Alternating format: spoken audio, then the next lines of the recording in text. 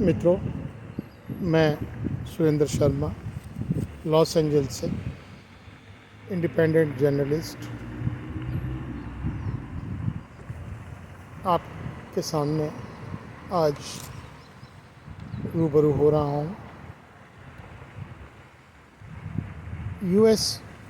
USSR और Ukraine की वार को आज 9 दिन होने जा रहे हैं, लेकिन ऐसा लगता है कि ये गतिरोध ख़त्म होने का नाम ही नहीं ले रहा, बल्कि ये बढ़ता ही जा रहा है। और मेरे हिसाब से ये एक प्रकार का वर्ल्ड वार का रूप ना ले ले, ये मुझे काफ़ी चिंता का विषय सता रहा है।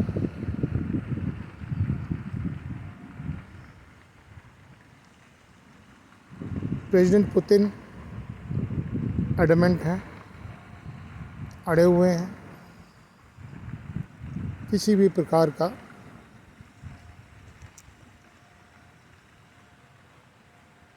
एग्रीमेंट करने के लिए तैयार नहीं है। वे बिल्कुल भी नहीं चाहते कि यूक्रेन नाटो का सदस्य बने और यूरोपियन कंट्रीज़ तथा अन्य खासकर अमेरिका की उसके साथ किसी भी प्रकार की इन्वॉल्वमेंट हो। ऐसा नहीं है अमेरिका से वो कैसे ही संबंध रखे, लेकिन उसकी प्रेसिडेंट पुतिन की जिद ये है कि यूक्रेन जैसे एक स्वतंत्र राज्य है वैसे ही रहे। वो नहीं चाहता कि उस पर कब्जा किया जाए, लेकिन जो वो डेडली अगेंस्ट है वो ये है कि वो नाटो की ओर ना बढ़े। क्योंकि अगर आप पिछली हिस्ट्री को देखें तो पहले नाटो के 8 सदस्य थे। शुरू में मैं ये बात कर रहा हूँ बिगिनिंग की। उसके पश्चात नाटो ने अपने सदस्यों की संख्या 19 की और समय समय पर वो सदस्य बढ़ते जा रहे हैं और इस समय नाटो के 40 सदस्य हो गए हैं और उनमें अधिकांश सदस्य ऐसे हैं जिनका बॉर्डर रशिया से, मॉस्को से लगता है। तो रशिया को, पुतिन को एक यही चिंता सता रही है कि कल को ये सब मिलके उसको डिस्टेबलाइज ना करें, जैसा कि वो पहले 1993 में कर चुके हैं। उन्होंने रशिया के टुकड़े कर दिए। तो इस विषय में मैं ये चाहता हूँ कि यूएन काउंसिल भी अपनी तरफ से पूरी कोशिश कर रही है। वहाँ भी उन्होंने इस वॉर के अगेंस्ट अपने वोटिंग की है, जिसमें अधिकांश देश वॉर के और रशिया के अगेंस्ट हैं, जबकि 32 देशों ने, जिनमें भारतवर्ष भी है, वोटिंग से एब्सटेन किया है, अर्थात वोटिंग में पार्टिसिपेट नहीं किया। जो इस समय एक और जो चिंता का विषय है वो ये है कि किस प्रकार लोग यूक्रेन को छोड़ के पड़ोसी देशों जैसे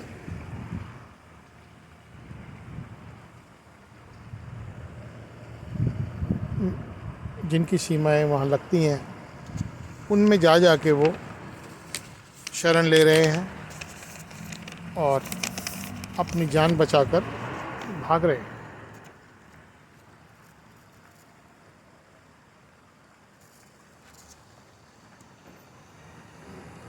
जैसे आपने देखा होगा कि पोलैंड की सीमा यूक्रेन से मिलती है और पोलैंड के लोग उनका, जो लोग भाग के आ रहे हैं उनका स्वागत भी कर रहे हैं, उन्हें रहने के स्थान दे रहे हैं, जिससे कि वो किसी भी प्रकार के वॉर की जो सिचुएशन है उसमें वो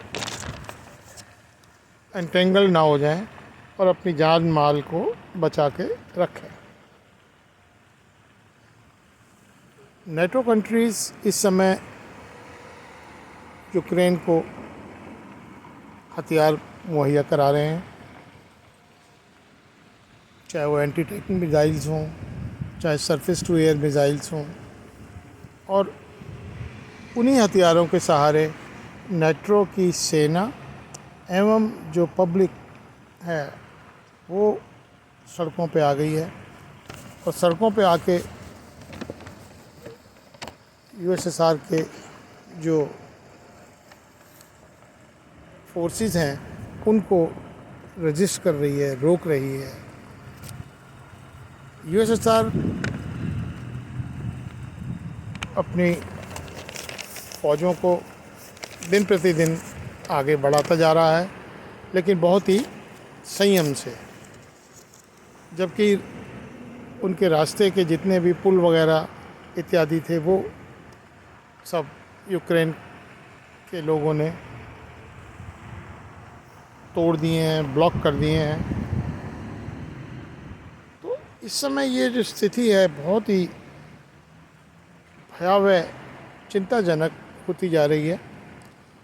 यूएसएसआर की फ़ौजें या उनके सोल्जर्स और उनकी बख्तरबंद गाड़ियाँ चेरनोबिल, जो कि एक न्यूक्लियर प्लांट है, वहाँ पे बम्बारमेंट कर रही हैं, लेकिन अभी तक उसे कोई ऐसी क्षति नहीं पहुंची है जिससे कि ऐसी भयावह स्थिति पैदा हो। क्योंकि चेरनोबिल की, अगर आपको याद होगा कि चेरनोबिल एक बार उनके जो न्यूक्लियर वो हैं वो डैमेज हुए थे किसी एक्सीडेंट की वजह से, और वहाँ हज़ारों लाखों लोगों की मृत्यु उसके आसपास मीलों तक हो गई थी और लोगों को बहुत ही जान माल का नुकसान हुआ था। अगर ऐसी स्थिति हो जाती है तो मैं समझता हूँ कि अपने आप में एक तरह से ये बहुत ही भारी क्षति पहुँचेगी यूक्रेन को।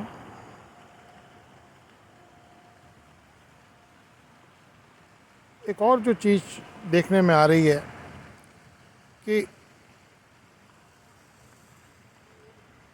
जो इकोनॉमिक सैंक्शंस अमेरिका तथा अन्य देशों ने यूएसएसआर के ऊपर लगाई हैं, उससे उनके जितने भी वहाँ बैंक हैं उनके सारे अकाउंट्स, सारा पैसा सब चीज़ कर दिया है।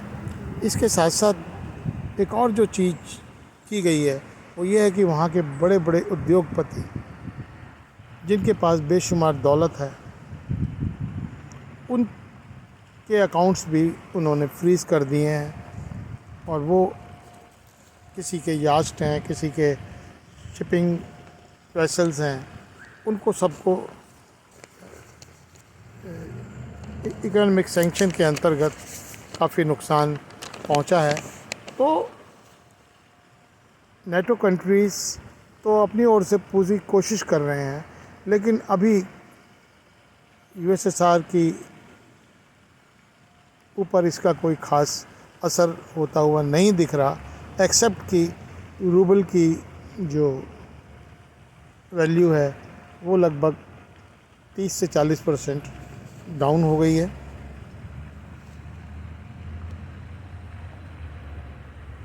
अब देखना ये है कि भविष्य में ये किस ओर ये वार मोड़ लेती है।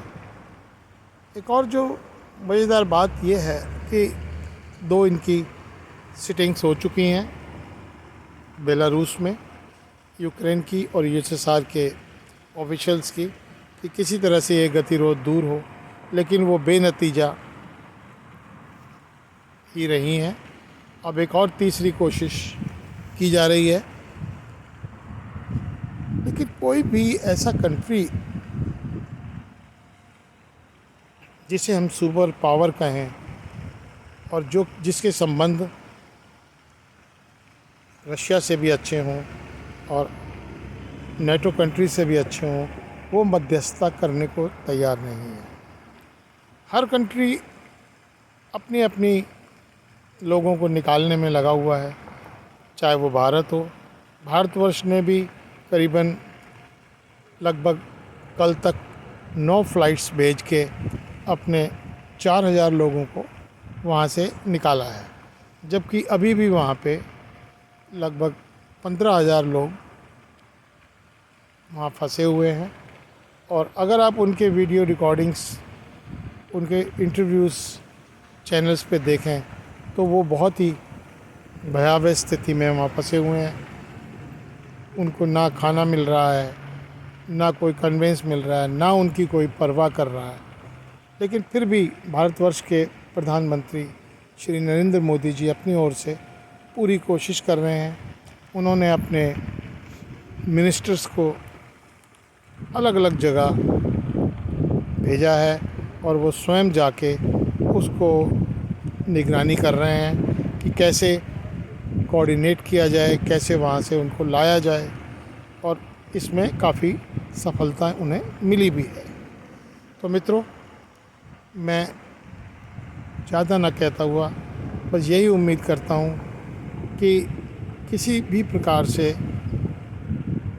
यूक्रेन और यूएसएसआर के राष्ट्रपति को सद्बुद्धि प्राप्त हो, जिससे कि इस वार को ख़त्म किया जाए। धन्यवाद। जय भारत।